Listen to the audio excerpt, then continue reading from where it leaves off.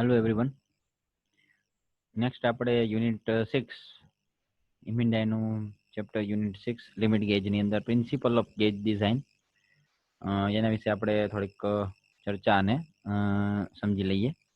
તો principal of gauge design એની અંદર બે રૂલ આવે છે જનરલી, ડિઝાઇન રૂલ નંબર 1 અને ડિઝાઇન રૂલ નંબર 2.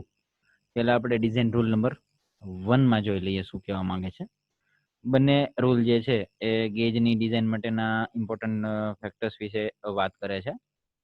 તો while designing any gauge, plug or ring gauge, size of a go member should be as per the maximum metal condition of the job, and size of the not go member should be as per the minimum metal condition of the job. Go અને no go member ની જે size હોય plug અથવા ring ગેજની એ minimum metal condition અને maximum metal condition of job એની ઉપર આધાર રાખવી એ બહુ જ જરૂરી છે, એની વાત કરે છે. કોઈ પણ ગેજ હોય, જેમ કે તમે પ્લગ ગેજ લો કે રિંગ ગેજ લો કે સ્નેપ ગેજ લો, ગમે તે લો, એની ડિઝાઇન કરતી વખતે તમારે એ ખાસ ધ્યાન રાખવું પડે આ બધી વસ્તુઓ કે ગો મેમ્બરનું માપ એ જોબની મેક્સિમમ મેટલ કન્ડિશન મુજબ અને નોટ ગો મેમ્બરનું માપ એ જોબની મિનિમમ મેટલ કન્ડિશન જેટલું હોવું જરૂરી છે. દાખલા તરીકે આપણે જોઈએ કે એક શાફ્ટ જે છે કે જેનો ડાયમેન્શન 20 +±0.01 mm સાથે અવેલેબલ છે.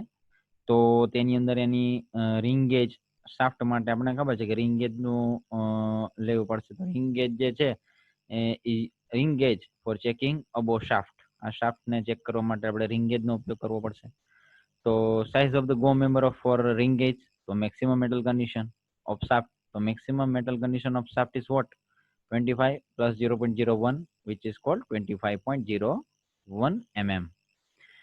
અને બીજી સાઈડ જોઈએ તો size of not go member of shaft, તો minimum metal condition of shaft which is 25 - 0.01, which is 19.99 mm for minimum metal condition, or say not go member of a ring gauge for checking of this shaft.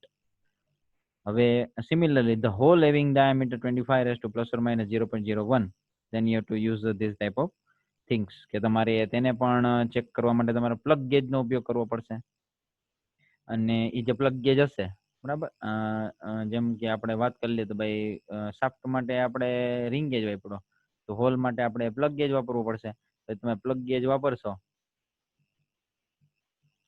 Plug gauge, તો plug ગેજની અંદર એનું જે છે go મેમ્બરનું માપ એ હોલની મેક્સિમમ મેટલ કન્ડિશન જેટલું હોય, બરાબર.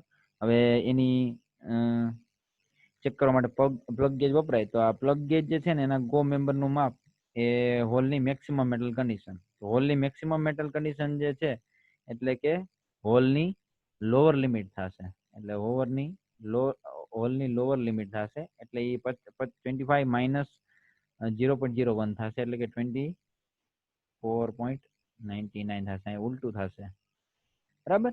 અને એવી જ રીતના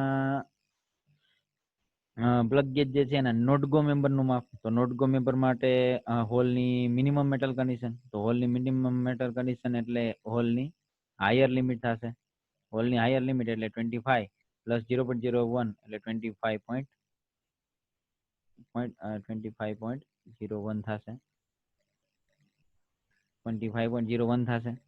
તો આના કરતા આ જે છે એ થોડુંક ઉલટું રહેશે, એ આપણે ખાસ મગજમાં રાખીએ, એટલે જ મેં તમને અહીંયા બતાવેલું છે અથવા તો કીધેલું છે ખાસ, તો ક્યાંથી ઉલટું થશે. તેથી પ્લગ ગેજની અંદર નોટ ગો મેમ્બરનું માપ 25.01 રહેશે અને ગો મેમ્બરનું માપ 24.99 રહેશે. આનાથી હોલથી એક્ઝેક્ટ ઓપોઝિટ છે, એટલે એ વાત ખાસ ધ્યાન રાખજો. અને this is the design rule number 1. Next આવે છે ડિઝાઇન રૂલ નંબર 2. આની અંદર થોડીક થિયરેટિકલ ઇન્ફોર્મેશન આપવામાં આવેલી છે કે when more than one element of a product are having geometrical relations, then it is advisable to check all the go dimension of the product at a time with one gauge only. This is called full form gauge, but no go dimension should be checked with different gauges. Not go dimension should be checked with different gauges. If above design rules are not followed during gauge manufacturing, then it is possible that defective products get accepted as well as non-defective okay products get rejected. એનાથી ઉલટું પણ થઈ શકે એમ. એટલે કે એવું કહેવા માંગે છે કે જ્યારે કોઈ પ્રોડક્ટને એક કરતા વધુ માપો પરસ્પર જીઓમેટ્રિકલ સંબંધ ધરાવતા હોય અથવા તો એને તમે એક સાથે એક કરતા વધુ એલિમેન્ટ જે છે એને તમે એકબીજા સાથે સંબંધ ધરાવેલા હોય ને એક સાથે તમે ચેક કરો છો ત્યારે તેમના ગો ડાયમેન્શન એકી સાથે એક જ ગેજ ઉપર એટલે કે ફૂલ ફોર્મ ગેજ વડે તમે એને ચેક કરવા સારા રહેશે એટલે કે ચેક કરવા જોઈએ. પરંતુ આ કેસમાં પછી એવું પણ થાય કે આ માપોના નોટ ગો ડાયમેન્શન જે છે ને એ અલગ અલગ ગેજ વડે ચેક કરવા અલગ અલગ ગેજ વડે જ ચેક કરવા જોઈએ એમ એવું કહેવા માંગે છે. તો એ નોટ ગો ડાયમેન્શન જે છે એ અલગ અલગ ગેજ વડે ડિફરન્ટ ગેજીસ વડે ચેક કરવાનું કીધું છે આ લાસ્ટ પોઈન્ટમાં, બરાબર. તો એ શા માટે કીધું છે એનું કારણ છે કે જો આનું એમાં એવું છે કે એક જ સિંગલ ગેજ વડે તમે બધાય પ્રોડક્ટની જે છે એના ગો ડાયમેન્શન તમે માપી લીધા હોય પણ એ ફૂલ ફોર્મ ગેજ છે એટલે. પણ નોટ ગો ડાયમેન્શન માટે જે છે ને એનું કારણ છે કે એમાં જો થોડું ઘણું પણ વિયર અથવા તો ટીયર વિયર આવી ગયું તો એ નોટ ગો ડાયમેન્શનના હશે ત્યાં પણ તે ગો થઈ જશે અને એ નોન ડિફેક્ટિવ પ્રોડક્ટ જે છે એને રિજેક્ટ કરશે અને ડિફેક્ટિવ પ્રોડક્ટને એક્સેપ્ટ કરશે. તો એ જે છે એવું ન થાય એટલા માટે ખાસ ધ્યાન રાખીએ. અને આ નિયમનું પાલન જો નહીં થાય તો શક્યતા એવી છે કે ખામીયુક્ત પ્રોડક્ટ એ ભૂલથી સ્વીકૃત થઈ જાય અને ખામી વગરની પ્રોડક્ટ એ બિન સ્વીકૃત થઈ શકે, બરાબર. એવી રીતનું થઈ શકે. એવું આ જે પ્રિન્સિપલ રૂલ એટલે કે ટેલર્સ પ્રિન્સિપલ જે સેકન્ડ જે છે એ આપણને કહેવા માંગે છે. નેક્સ્ટ હવે વાત કરીએ આપણે ગેજ મટીરિયલ્સની. તો આપણે આજે લિમિટ ગેજ જે આપણે ચેપ્ટર સ્ટડી કરી ગયા, બરાબર, એની અંદર આપણે કંઈક પ્રોપર્ટીઝ વિશે અને એના મટીરિયલ વિશે થોડીક તો વાત કરવી પડે. તો આ ગેજ મટીરિયલ જે છે એની થોડીક પ્રોપર્ટી વિશે થોડીક વાત કરી લઈએ આપણે. તો hardness for wear resistance, wear resistance માટે હાર્ડનેસ ધરાવે છે. મેટલર્જિકલ એન્ડ ડાયમેન્શનલ સ્ટેબિલિટી ધરાવે છે. કોરોઝન રેઝિસ્ટન્સ છે આ ગેજ મટીરિયલ. મશીનેબિલિટી હોવી જોઈએ એનામાં, શુડ હેવ એમ, એનામાં એટલી બધી હોવી જોઈએ એમ. હાર્ડનેસ ફોર વિયર રેઝિસ્ટન્સ માટે હાર્ડનેસ હોવી જોઈએ. મેટલર્જિકલ એન્ડ ડાયમેન્શનલ સ્ટેબિલિટી હોવી જોઈએ. કોરોઝન રેઝિસ્ટન્સ હોવી જોઈએ, કાટ પ્રતિરોધકતા. મશીનેબિલિટી હોવી જોઈએ. લો કોફિશિયન્ટ ઓફ થર્મલ એક્સપાન્શન હોવું જોઈએ. ઇકોનોમિકલ ઇઝી અવેલેબિલિટી હોવી જોઈએ. આસાનીથી મળી રહેવું જોઈએ. સસ્તું હોવું જોઈએ, બરાબર. અને હીટ એટલે કે ઉષ્માના સંપર્કમાં આવતા એનું જે એક્સપાન્શન થવું એ પણ ઓછું થવું જોઈએ. નેક્સ્ટ આવે છે based on above requirement suitable gauge material is selected for specific application. હવે ઉપરની જે પ્રોપર્ટીઝ એટલે કે ગુણધર્મો તમારે ગેજની અંદર જોતા હોય તો તેના માટે તમારે કયા કયા મટીરિયલ લેવા જોઈએ એમ, કે જે મટીરિયલની અંદર ઉપરના બધા જ ગુણધર્મો તમને આસાનીથી મળી રહે અથવા તો એને એમાં જનરેટ કરવા ઈઝી પડે. તો એવા 5 મટીરિયલ જે છે અહીંયા આપેલા છે કે જે ગેજ બનાવવા માટે અનુકૂળ રહે. એમાં પેલું આવે છે હાઈ કાર્બન સ્ટીલ. નેક્સ્ટ આવે છે ક્રોમ પ્લેટેડ સ્ટીલ, પછી ટંગસ્ટન કાર્બાઇડ સ્ટીલ, ગ્લાસ અને ઇનવાર. અને these all are the good strength and good materials for making gauge. Gauge બનાવવા માટે આ બહુ જબરદસ્ત મટીરિયલ બધાય છે. અને ગેજની પસંદગી જે છે આમ તો જેવી જરૂરિયાત હોય અને કેવી પરિસ્થિતિ કેવી છે, જરૂરિયાત કેવી છે, જગ્યા કેવી છે, આ બધા એને ધ્યાનમાં લઈ અને ખાસ તો ગેજના મટીરિયલની પસંદગી કરવી તો એ યોગ્ય રહેશે. નેક્સ્ટ આપણે હવે એક એક્ઝામ્પલ જોઈ લઈએ ગેજ મટીરિયલ રિલેટેડ, કે કોઈ ગેજની આપણે ડિઝાઇન કરવી હોય તો એ કઈ રીતની થાય. એઝ એન એક્ઝામ્પલ આપણે એક શાફ્ટ જે છે એનો ડાયામીટર ચેક કરવાનો છે. તો એના માટે આપણે યોગ્ય ગેજ બનાવવો છે. શાફ્ટના ડિઝાઇન માટે આપણે જોઈએ તો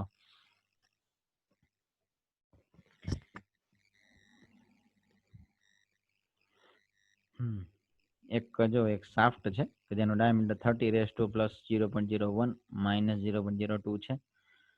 હવે મેક્સિમમ શાફ્ટનું ડાયામીટર કેટલું થશે? તો 30 + 0.01 એટલે કે 30.01. અને મિનિમમ શાફ્ટનો ડાયામીટર થશે તો 30 - 0.02 એટલે 29.98 mm. વર્ક ટોલરન્સ આપણને ખબર જ છે, maximum shaft diameter minus minimum shaft diameter is equal to 30 અને આનો બેનો સબટ્રેક્શન એટલે કે 0.03 mm.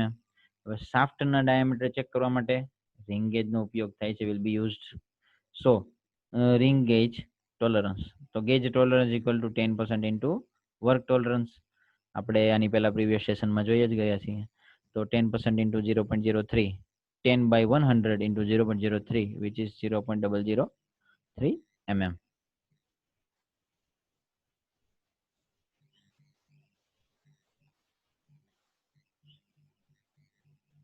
ઓકે, તો આપણને વર્ક ટોલરન્સ, ગેજ ટોલરન્સ મળી ગયો. હવે આપણે ગો મેમ્બરના ડાયામીટરની વાત કરીએ તો maximum metal condition according as per rule number 1 gauge design. તો maximum shaft diameter which is 30.001. જો પ્લગ ગેજ હોત તો અહીંયા મેક્સિમમ મિનિમમ મેટલ કન્ડિશન આવત અને અહીંયા જે છે એ અવડું આ ઉપર આવત, 29.98 જે છે ને ઉપર આવત જો પ્લગ હોત ને તો. પણ અહીંયા આપણે રિંગ છે એટલે 30.01 mm રહેશે. અને નો ગો મેમ્બરમાં ડાયામીટર માટે મિનિમમ મેટલ કન્ડિશન, બરાબર, રૂલ નંબર 1 એટલે કે minimum shaft diameter which is 29.98 mm. અને બાયલેટરલ ટોલરન્સ જે છે is provided on ring gauge. Bilateral tolerance છે એટલે કે બેઝિક સાઇઝ થી ઉપર પણ છે અને નીચે પણ છે, એક સાથે આવી રીતના આમ છે, બરાબર. આપણે ટોલરન્સમાં જોઈ ગયા, ઉપર પણ છે અને નીચે પણ છે ટોલરન્સ, એટલે bilateral tolerance on the ring gauge. Then go diameter શું થશે તો કે 30.1 ગો ડાયામીટર, ગો મેમ્બરનું ડાયામીટર જાય છે આના હિસાબે શું થાય તો 30.1 રેસ ટુ પ્લસ 0.01 mm અને માઇનસ 0.002 mm, બરાબર, which is according to work gauge tolerance. અને નોટ ગો મેમ્બરનું ડાયામીટર 29.8 પ્લસ 0.01 માઇનસ 0.02 mm, બરાબર. હવે ગેજ ટોલરન્સ આમાં એડ કરેલું છે એટલે. હવે ગેજ વિયર એલાઉન્સ, હવે ગેજ વિયર એલાઉન્સ જે છે એ 10% ઇન્ટુ ગેજ ટોલરન્સ. તો ગેજ ટોલરન્સ શું છે minus 0.03, 10% into 0.003 which is 0.0003 mm. આમાં 0 લખવામાં ભૂલ થાય નહીં, એ ખાસ આપણે ધ્યાન રાખીએ. ઘણી વખત સેમ ટુ સેમ અહીંયા લખાઈ જાય છે. This allowance will be deducted from the basic size of the go diameter of the ring gauge. બરાબર, એમાંથી ડિડક્ટ કરવામાં આવશે. તો જે ડિડક્ટ કરવામાં આવશે basic size of the go diameter which is 30.01 minus 0.0003 which is 30.0097 mm, which is the basic size of go member of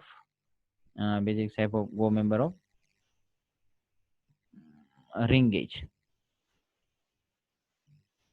અને એવી જ રીતના સપોઝ કે માની લો કે તમારે basic size of not go મેમ્બરનું પણ ફાઇન્ડ આઉટ કરવું હોય તો તે બી મળી જાય. તો વિચ ઇઝ ઓલ્સો 29.98.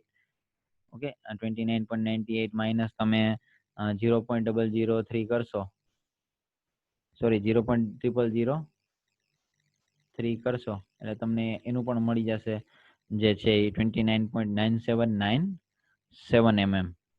તો this all about the shaft diameter checking and example of for that.